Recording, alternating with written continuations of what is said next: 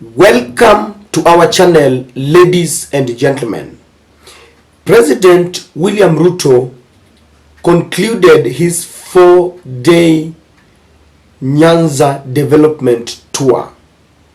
And after that tour, experts are asking just one question. Have the Nyanza people finally made a quick U-turn? Have they finally sanitized Ruto? Or simply put, without any euphemism, have they swallowed all the lies that were packaged nicely to them in Kisumu, in Homa Bay, in Siaya, and in Migori? The reason why this question is being asked is because of one thing. When William Ruto decided to embark on this tour, there were several questions on the table.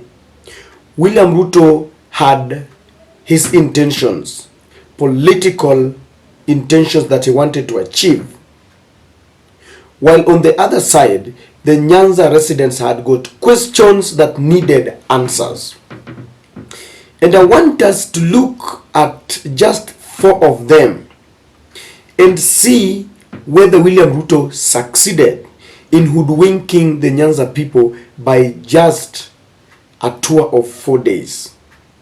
If you're watching the channel for the first time, ladies and gentlemen, please allow me to request you to subscribe to our channel, click the notification bell, and like our videos. You can also share them. And to those who are wondering about my voice, niko na homa, but I'm recuperating. It's doing well, so you will bear with me.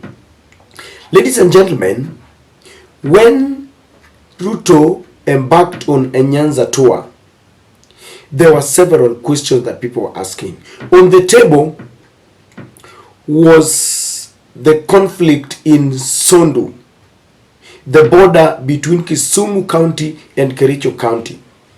And the deputy governor made it very clear that when William Ruto jetted into Nyanza, the first agenda of the table that he needed to start with was how to resolve the conflict in that border.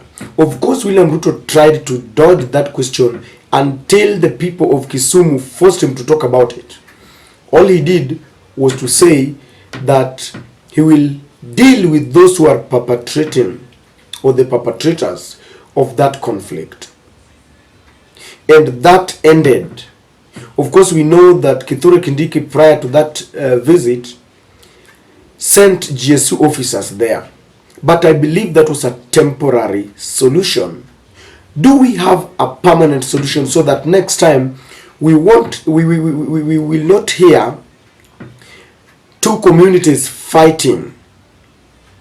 Because I understand that the governor of Nandi was implicated. The Azimio mentioned him in that conflict. And I also understand that there are plans to extend the border, that the government of Kericho County want the border to be extended. So do we have a permanent solution? If you ask me, we still don't have that solution, and we should not sanitize the president. We should get down to permanent solution on this. Number 2, there was the question of electoral justice. And electoral justice is something that is being dealt with by Kalonzo Musyoka and Kimani Chungwa led dialogue team in Bomas. But then there seems to be a narrative to sanitize the president because of the development that he purportedly took to Nyanza. Have they finally forgotten the quest for electoral justice? Because the quest for electoral justice demanded that the server be opened so that we know who won. Until that server is opened, there is no electoral justice. As we speak, and as William Ruto was promising projects in Nyanza, Juliana Cherera and Irene Masit flew the country for fear of their dear lives because someone wanted them dead. Until the issue is resolved and they come back in a peaceful environment where they are very sure that no one will interfere with them nor with their family members, we cannot say that there is electoral justice. And that question is being asked: did the Nyanza residents forget about the quest for electoral justice and finally sanitized William Ruto? If you ask me, William Ruto cannot be sanitized until we have full scrutiny of the server. Number 3, people are asking the fate of the victims of the post-election violence. To date, we all know that there are people who are retrieved from their homes in Kisumu. Some of them were killed. Others still have bullets lodged in their bodies.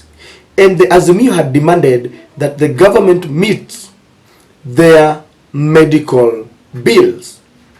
Until this will be achieved, then we cannot sanitize William Ruto. Ladies and gentlemen, the question of the cost of living was on the table before he went to Nyanza. Skyrocketing prices of basic commodities, high cost of living, courtesy of the abandoned, subsidies on fuel, on unga, on education, courtesy of the VAT that was added to 16% on fuel products. Has this visit given a remedy and answers to these questions? The answer is no. And so I'm here to submit to you that let us not forget major issues because of the minor issues that were on the table. Development projects, if you look at, because I consider 2 projects to be the major ones that took William Ruto. I know he launched some hospitals in Ugenya, in Uriri, but the major project that took him there was in Kisumu, the unveiling of MV Uhuru.